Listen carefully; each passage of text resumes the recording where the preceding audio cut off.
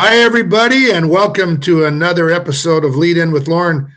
This week I really want to talk about what it really means to be people first. Too often people think I'm talking about something that really is kind of HR oriented, and I'm really not, and I'll explain that further.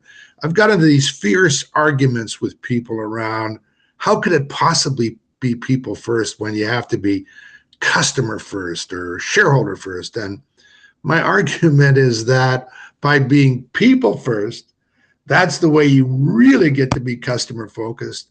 And that's the way you get great results for your shareholders. And I think that's what the best organizations do. So let me give you an example. For years, I've been looking at engagement results. And it's often the same data, regardless of organizations.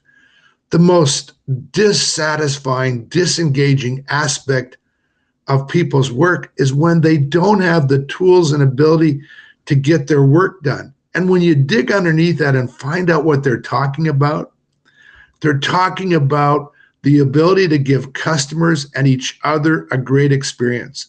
So I joined one organization just to illustrate this, where everything had been the same, a great organization, 70 plus years old at the time.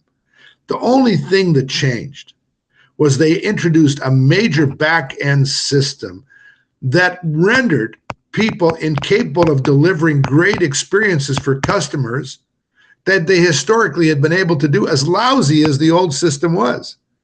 And they were pissed off because they could go home at night before and know, regardless of clumsiness, whatever, they by and large could make and meet commitments to customers. And now all of a sudden, they couldn't in the same way, even though the system was purported to be, and was a lot better.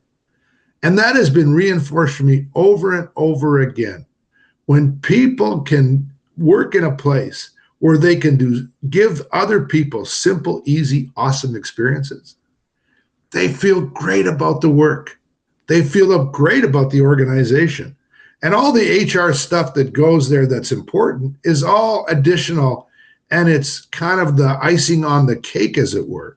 I'm not talking about people that underpay or don't have, I'm talking about, you're reasonably decent. But when you add the other stuff, when you have the other great HR systems to support that, it even makes the organization greater. But it starts with having leadership that understands that we have to have processes and systems that make the people look like heroes because of the process. What we can try and do is to make heroes out of people to put up with lousy processes and tools so that they go home exhausted from the crappy experience they need to overcome all the time. Great organizations put people first. That's what I'm talking about. That's what I want to reinforce through the rest of the week, through the work we're going to do. Please join us on our social. Please subscribe to our blogs and to the other work that we have out there. Join us for the rest of the week and see where we come out on this journey about really better understanding what it really means to make people first. Thanks, and bye for now.